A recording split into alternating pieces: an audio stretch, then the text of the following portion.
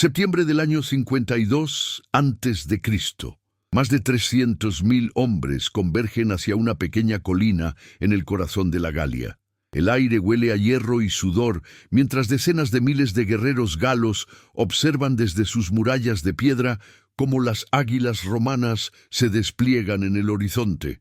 Dentro de la fortaleza de Alesia, 80,000 guerreros celtas esperan rodeados por trincheras que parecen mordeduras infinitas en la tierra. Afuera, 55.000 legionarios romanos bajo el mando de Julio César enfrentan la realización más audaz jamás concebida en la historia militar: encerrar a un enemigo, mientras simultáneamente se preparan para ser atacados por la espalda. La pregunta que atormentaba cada noche a los centinelas romanos era simple y aterradora. ¿Pueden murallas de madera y fosas llenas de púas sostener el embate de 500.000 de hombres sedientos de venganza? La guerra de las Galias llevaba ya 6 años consumiendo vidas y territorios. César había llegado al territorio galo en el 58 a.C. con apenas 4 legiones, poco más de 24. Y 00 soldados romanos que inicialmente debían proteger a las tribus aliadas de Roma.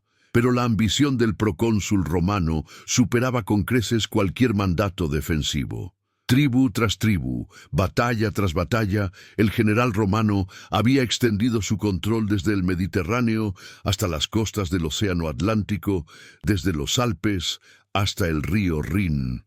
Sus legiones cruzaron el canal hacia Britania 2 veces. Construyeron un puente sobre el Rin en apenas 10 días para aterrorizar a las tribus germanas y masacraron poblaciones enteras cuando la resistencia se volvía demasiado molesta. Para el año 52 a.C., la mayoría de los galos había aprendido que enfrentar a César significaba ver sus ciudades arder y sus hijos vendidos como esclavos. Pero ese año nació algo que el procónsul romano no había anticipado: un líder capaz de unir a las fragmentadas tribus galas bajo una sola bandera. Vercingetorix, un joven noble de la tribu de los arvernos, logró lo imposible al convencer a decenas de pueblos celtas de que olvidaran sus rencillas ancestrales y se concentraran en expulsar al invasor romano. Alto, carismático y estratégicamente brillante, el caudillo galo comprendió que no podía vencer a las disciplinadas legiones romanas en batalla abierta. Su plan era más sutil y devastador: privar a César de suministros mediante una campaña de tierra arrasada, que negara al enemigo cada grano de trigo, cada brizna de forraje para los caballos. Los galos quemaron sus propias aldeas, destruyeron sus cosechas y convirtieron el paisaje en un desierto donde las legiones romanas deberían morir de hambre o retirarse en derrota. La estrategia funcionó terriblemente bien durante los primeros meses de la primavera del 52 a.C. Las legiones de César vagaban por territorios devastados, consumiendo reservas cada vez más escasas, mientras los guerreros galos los hostigaban sin cesar. En Gergovia, una fortaleza al sur de la Galia, Vercingetorix infligió a César su primera derrota significativa, matando a 700 legionarios y 46 centuriones en un solo día de combate caótico. La moral romana cayó en picada mientras la reputación del joven líder galo se elevaba hasta las nubes. Por primera vez en 6 años, parecía que las águilas romanas podrían ser expulsadas de la Galia. Tribus que habían jurado lealtad a Roma comenzaron a desertar en masa hacia las filas de Vercingetorix, incluyendo a los poderosos eduos, uno de los aliados más antiguos de los romanos en el territorio. ¿Podría el invencible César finalmente haber encontrado su némesis entre los bosques brumosos del norte? Pero Vercingetorix cometió un error fatal. Permitió que su caballería enfrentara a la de César en campo abierto cerca de Bibracte. Los orgullosos jinetes galos, convencidos de su superioridad, chocaron contra la caballería auxiliar germana que servía a Roma. Los germanos eran guerreros brutales del otro lado del Rin, montados en caballos más pequeños, pero infinitamente más ágiles, y entrenados para combatir con una ferocidad que hacía palidecer incluso a los galos. La batalla de caballería se convirtió en masacre. Miles de jinetes galos cayeron bajo las espadas germanas, mientras Vercingétorix observaba horrorizado cómo su fuerza más móvil se desintegraba. El líder galo ordenó una retirada inmediata hacia la fortaleza más cercana que pudiera ofrecer refugio, la ciudad amurallada de Alesia, situada en lo alto del monte Oshua. Alesia no era cualquier asentamiento. Se trataba de un oppidum, una fortificación celta construida sobre una meseta de 97 hectáreas, rodeada por ríos en 3 de sus lados. Las murallas de piedra se elevaban amenazantes sobre acantilados naturales que hacían prácticamente imposible cualquier asalto directo. Vercingétorix llegó con 80. 0 guerreros de infantería, el núcleo de su ejército rebelde, y se atrincheró esperando que las tribus galas enviaran refuerzos masivos para aplastar a César entre 2 fuerzas. Desde las murallas de Alesia, el panorama era favorable. César tendría que asediar una fortaleza inexpugnable, mientras un ejército de rescate de cientos de miles de galos convergía desde todos los rincones de la Galia. El procónsul romano estaría atrapado entre el yunque y el martillo. César llegó a Alesia en julio del 52 a.C.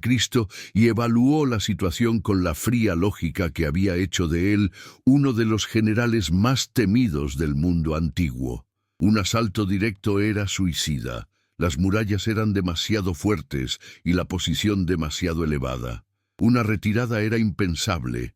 Significaría admitir derrota ante todo el mundo romano y probablemente perder la Galia entera. Así que César optó por la tercera opción, una tan audaz que bordeaba la demencia. Construiría fortificaciones para encerrar a los 80.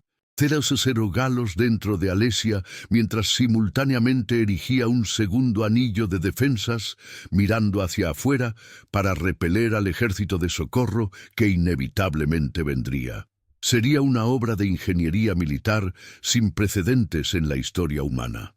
Las legiones romanas se transformaron en un ejército de constructores. Durante las siguientes 6 semanas, más de 55. 0 legionarios empuñaron palas, hachas y picos para excavar la tierra de la Galia. Primero establecieron 7 campamentos fortificados en las colinas que rodeaban Alesia, conectados por 23 reductos defensivos que controlaban cada acceso estratégico a la meseta. Luego comenzó la construcción de la contravalación, el anillo interior diseñado para mantener a los galos prisioneros dentro de su propia fortaleza. Esta línea defensiva se extendía por 15 kilómetros de circunferencia total, un perímetro continuo de fosas, empalizadas y torres que rodeaba completamente el monte Osui. Cada metro de esa línea fue excavado a mano, cada tronco cortado de los bosques cercanos y transportado a hombros por legionarios que trabajaban bajo el constante hostigamiento de incursiones galas desde Alesia. La arquitectura defensiva que César diseñó era una obra maestra de paranoia estratégica. Primero venía un foso de 6 metros de ancho con paredes perpendiculares, lleno de agua desviada de los ríos cercanos para impedir que los galos pudieran cruzarlo fácilmente. Detrás de esta primera barrera acuática, los romanos excavaron 2 fosas adicionales de 4,5 metros de profundidad cada una. Más allá, se elevaba una empalizada de 3,5 metros de altura hecha con troncos afilados, coronada con almenas desde las cuales los legionarios podían arrojar proyectiles. Cada 24 metros a lo largo de esta muralla de madera se alzaba una torre de vigilancia de 3 pisos y 25 metros de altura, equipada con artillería capaz de lanzar rocas y jabalinas a distancias letales. Desde estas torres, los centinelas romanos podían observar cada movimiento dentro de Alesia y coordinar respuestas inmediatas a cualquier amenaza. Pero César no se detuvo ahí. Sabía que los galos atacarían en oleadas masivas, confiando en su superioridad numérica para abrumar sectores específicos de las defensas. Así que ordenó la construcción de 8 filas de trampas mortales que antecedían las empalizadas principales. La primera línea consistía en troncos gruesos parcialmente enterrados con todas sus ramas laterales afiladas como lanzas, apuntando hacia cualquier atacante que intentara acercarse. Los legionarios los llamaban Cipi y estaban diseñados para destrozar las piernas de hombres y caballos por igual.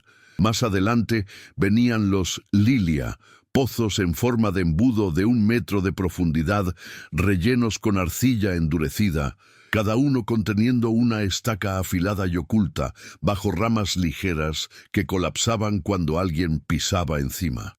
Finalmente, esparcidos por todo el terreno como una alfombra de agonía, los Stimuli, púas de hierro del tamaño de un puño humano, parcialmente enterradas en el suelo, esperando perforar el pie descalzo de cualquier guerrero galo lo suficientemente valiente o desesperado como para cargar.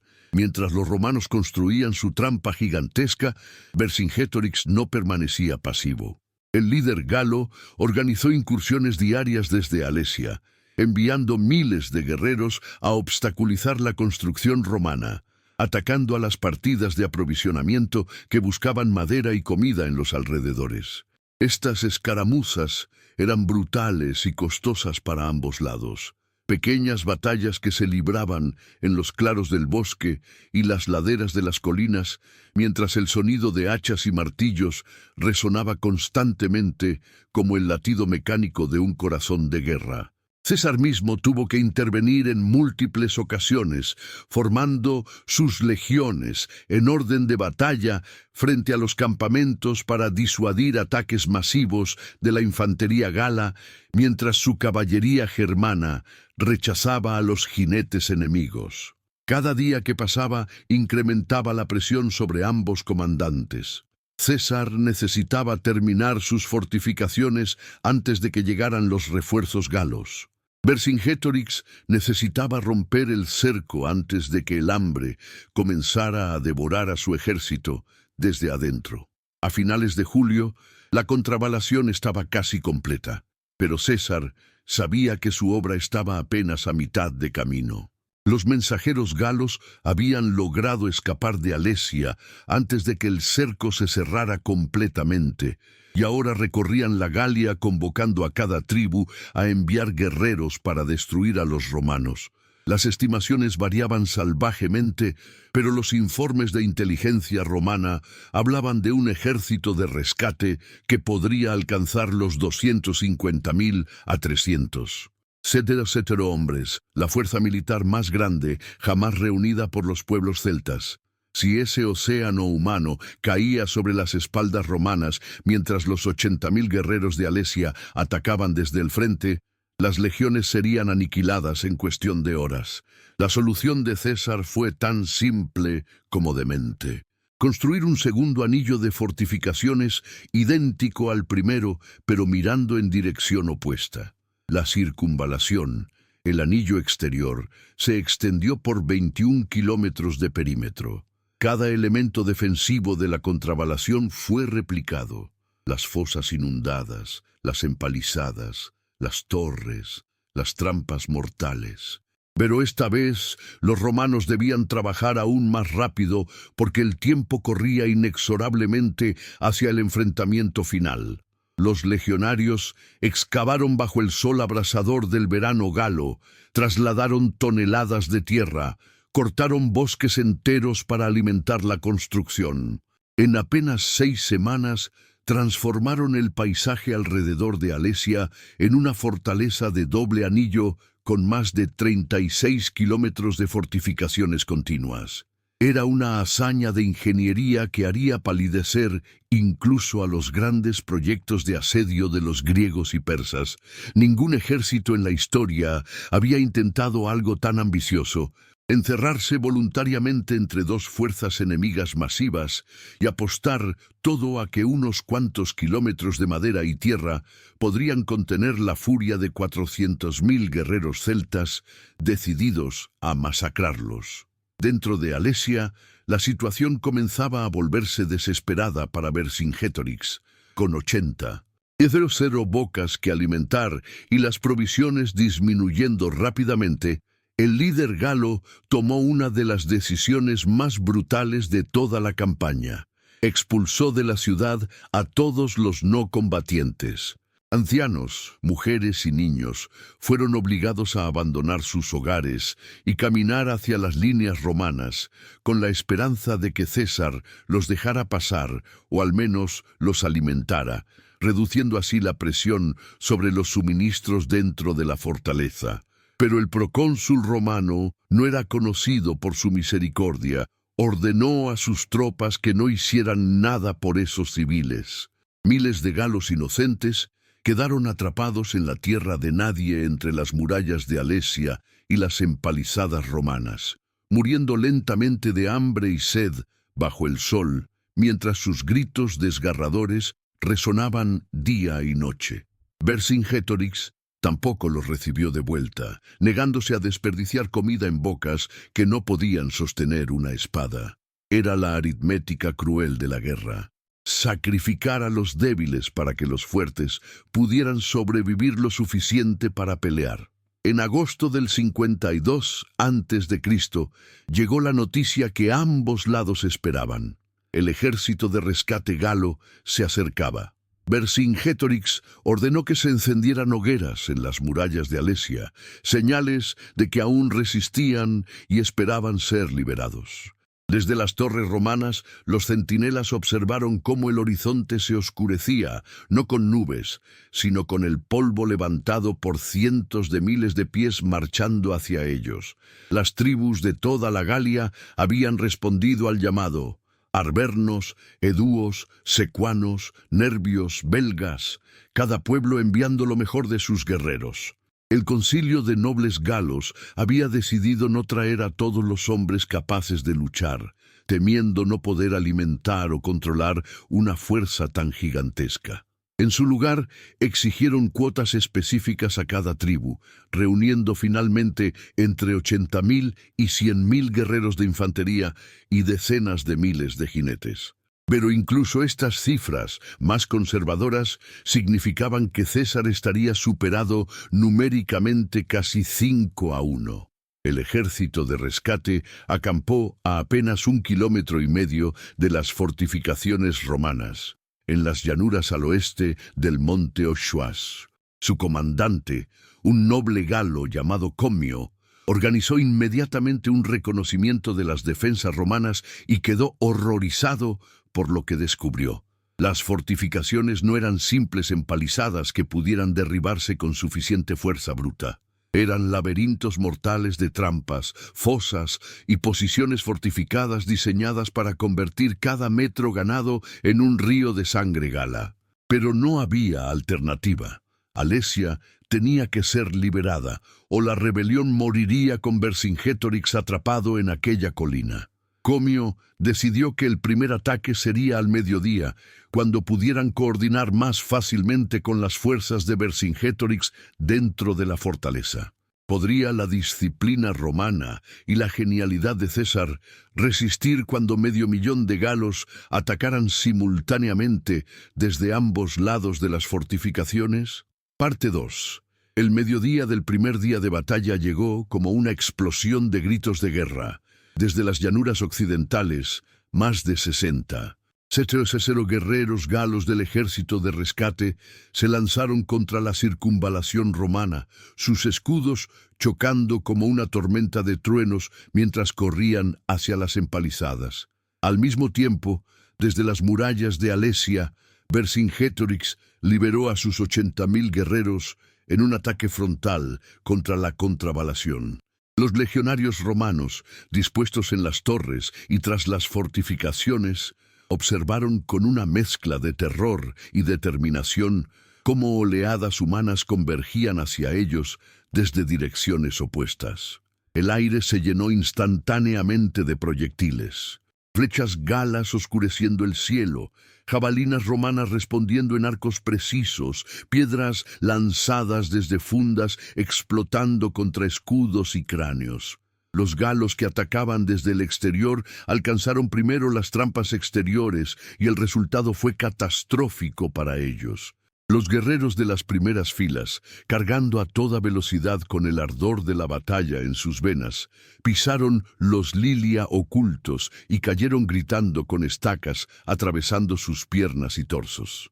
Los que venían detrás tropezaron con los cuerpos retorciéndose de sus compañeros, solo para pisar ellos mismos sobre los estímuli, las púas de hierro que perforaban pies y tobillos con crueldad metódica. Algunos guerreros intentaron usar sus escudos para abrir camino a través del campo de trampas, solo para quedar enredados en los sipi, los troncos con ramas afiladas que desgarraban carne y quebraban huesos. Para cuando los supervivientes llegaron a las fosas inundadas, ya habían perdido miles de hombres sin siquiera tocar una empalizada romana. Pero la ferocidad gala era legendaria por una razón. Los guerreros celtas comenzaron a llenar las fosas con todo lo que tenían a mano: escudos rotos, cadáveres de sus propios camaradas, tierra y rocas arrojadas con desesperación. Algunos de los más valientes se lanzaron al agua con haces de ramas atadas, para crear pasos improvisados sobre los cuales sus hermanos pudieran cruzar. Los arqueros galos mantenían un fuego constante contra las torres romanas, obligando a los legionarios a agacharse tras las almenas, mientras guerreros celtas intentaban escalar las empalizadas usando ganchos y escaleras de asalto que habían preparado dentro de Alesia. Durante horas, el combate rugió a lo largo de todo el perímetro de fortificaciones, con pequeñas brechas abriéndose aquí y allá, solo para ser cerradas por contraataques romanos, liderados por centuriones veteranos, que sabían que una sola sección colapsada significaría el fin de todo. César estaba en todas partes simultáneamente.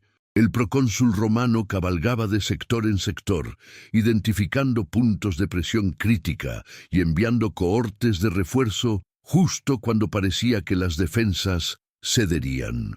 Su distintiva capa púrpura de general se convirtió en un faro de esperanza para los legionarios agotados y un objetivo tentador para los proyectiles galos. En un momento crítico, cuando los guerreros de Vercingétorix estuvieron a punto de romper la contravalación en el sector norte, César personalmente dirigió una carga de 6 cohortes que arrojaron a los galos de vuelta hacia Alesia a punta de espada. La presencia física del comandante en los puntos más peligrosos inyectaba acero en las espinas de sus tropas. Mientras César estuviera vivo y luchando, las legiones no se rendirían. Al atardecer del primer día, los galos se retiraron exhaustos, sin haber logrado ninguna brecha permanente. El campo frente a las fortificaciones romanas estaba alfombrado de cuerpos, miles de guerreros celtas yaciendo entre las trampas y fosas, sus gritos de agonía mezclándose con el humo de las hogueras que comenzaban a encenderse en ambos campamentos. Dentro de las líneas romanas, los legionarios contaban sus bajas y reparaban frenéticamente las secciones dañadas de las empalizadas, sabiendo que el asalto del día siguiente sería aún más feroz. Los ingenieros romanos trabajaron toda la noche reforzando puntos débiles, reponiendo proyectiles y estableciendo rutas de comunicación más eficientes entre los sectores para acelerar el movimiento de refuerzos. El segundo día de batalla comenzó antes del amanecer. Esta vez, los comandantes galos habían aprendido de sus errores. En lugar de ataques masivos a plena luz del día, enviaron equipos especializados durante la noche para comenzar a desmantelar sistemáticamente las trampas romanas. Cuando salió el sol, los romanos descubrieron con horror que secciones enteras de Lilia y Estímuli habían sido removidas o desactivadas, creando corredores por los cuales los galos podrían atacar con mucha mayor velocidad. El asalto que siguió fue más coordinado y mortífero que el del día anterior. Los galos del exterior sincronizaron sus ataques precisamente con los de Vercingétorix desde Alesia, concentrando fuerzas masivas en 3 puntos específicos de las fortificaciones para intentar dividir el ejército romano y crear brechas explotables. En el sector sur, cerca del río Oserán, la presión se volvió insostenible. Olas tras olas de guerreros galos escalaban las empalizadas, usando sus escudos apilados como escaleras improvisadas, mientras desde atrás llovían proyectiles para suprimir a los defensores romanos. Una torre romana colapsó bajo el peso de guerreros celtas que la habían rodeado y estaban arrancando sus vigas de soporte.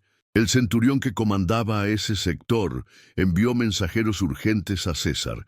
O recibían refuerzos inmediatos, o la línea se rompería en minutos.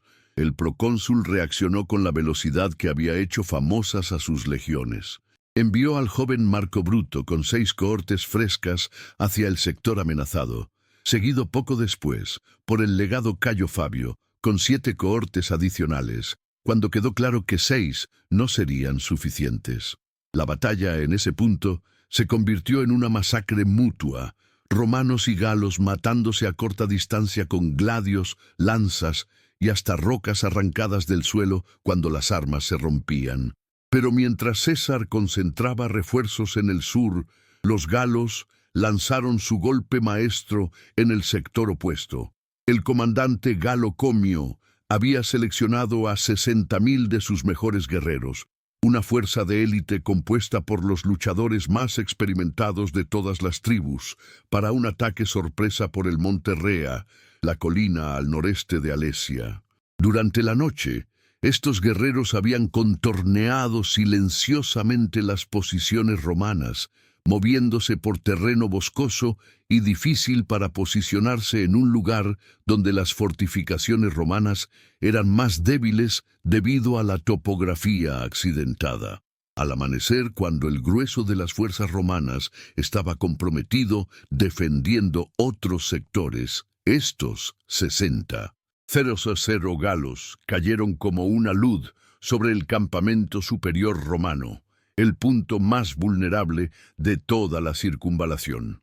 El legado Tito Labieno, uno de los comandantes más confiables de César, defendía ese sector con apenas 3 cohortes, alrededor de 1.800 hombres. Cuando vio la masa de guerreros galos descendiendo de las colinas como una avalancha humana, supo inmediatamente que estaba superado en más de 30-1. Los galos atacaron con una furia renovada, sabiendo que finalmente habían encontrado un punto donde su superioridad numérica podía ser devastadora. Comenzaron a destruir las empalizadas con hachas, arrancando estacas y lanzándolas como proyectiles contra los legionarios que intentaban contenerlos.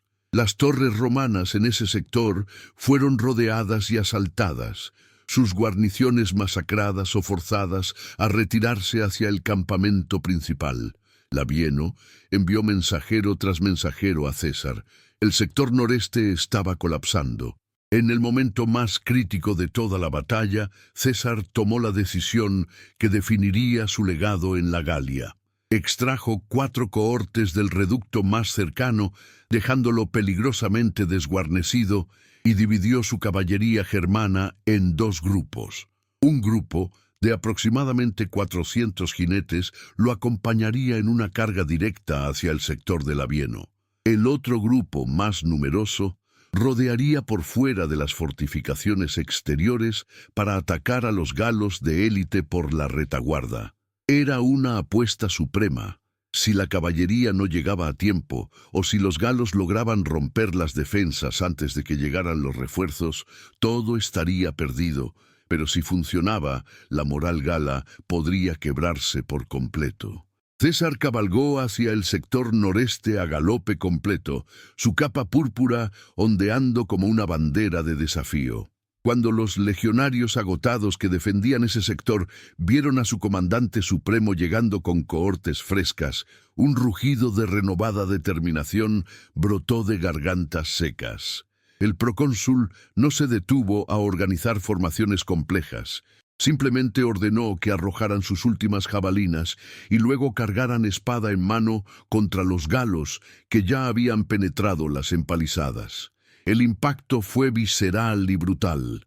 Las cohortes romanas frescas chocaron contra guerreros galos agotados por horas de combate cuesta arriba, y la disciplina romana comenzó a inclinar lentamente la balanza. Entonces llegó la caballería germana por la retaguardia gala. Los jinetes germanos, montando sus ágiles caballos y blandiendo espadas largas, cayeron sobre la parte trasera de la formación gala como lobos sobre un rebaño. Los galos de élite, que habían estado concentrados en romper las últimas defensas romanas frente a ellos, de repente se encontraron atrapados entre las cohortes de César que empujaban desde el frente y la caballería que masacraba desde atrás. El pánico comenzó a extenderse. Algunos guerreros intentaron formar un círculo defensivo, pero la coordinación se desmoronó bajo el asalto de dos direcciones. Cuando César vio la formación gala tambaleándose, ordenó personalmente la carga final. Los romanos avanzaron gritando, matando sin piedad a cualquier galo que no corría lo suficientemente rápido. La derrota del ataque de élite galo en el monte Rea fue el punto de inflexión psicológico de la batalla.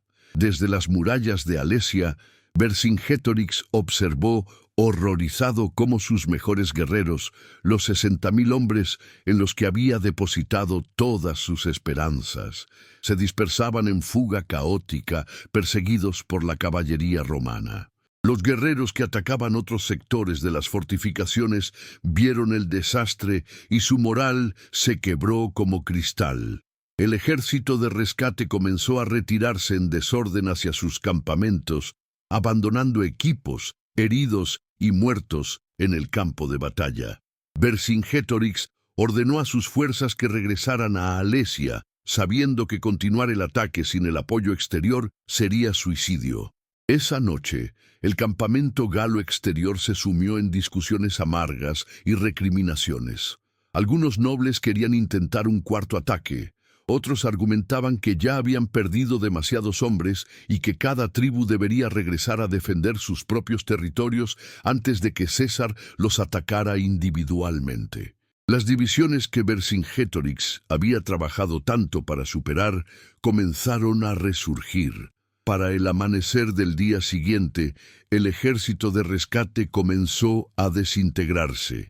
Tribu tras tribu empacó sus campamentos y marchó de regreso a casa, dejando a Vercingétorix y sus 80.000 guerreros completamente solos, atrapados en Alesia sin esperanza de liberación.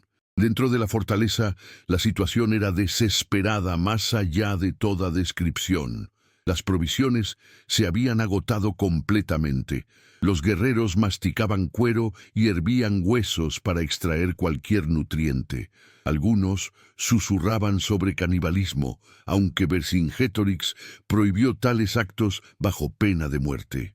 El líder galo convocó un consejo de guerra y presentó 3 opciones a sus comandantes: intentar un último ataque suicida para romper las líneas romanas y morir como guerreros, rendirse colectivamente y esperar la esclavitud para todos, o que él solo se entregara a César, esperando que su sacrificio pudiera salvar las vidas de sus hombres.